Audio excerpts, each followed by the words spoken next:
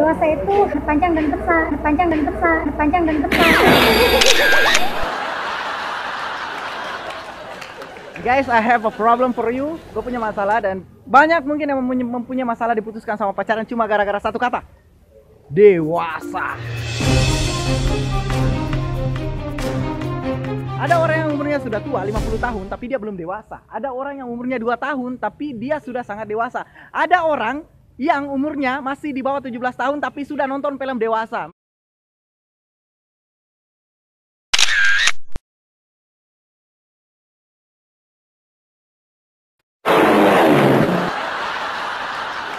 Makanya di episode kali ini gue bakal mengajak kalian lihat beberapa pendapat teman-teman gue mengenai apa sih arti dewasa. Jangan lupa subscribe my channel YouTube Adil Pro Management. Iya, intinya jangan selalu menganggap itu seperti pikiran seperti anak kecil. Oh ya, berarti dewasa bukan anak kecil.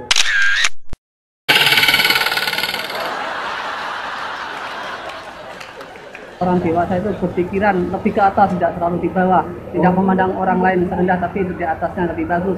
Salam kenal dari Es Krim Diamond.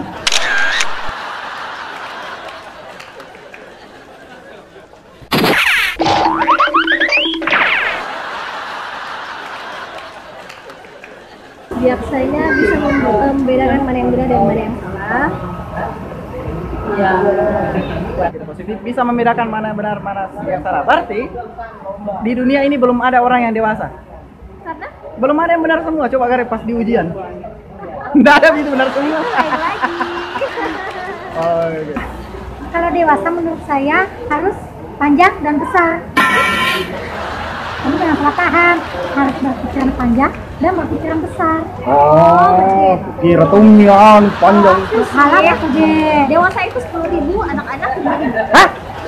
Kurangnya. Iya kan, kalau ke tukang cukur itu dewasa 10.000, anak-anak 5.000.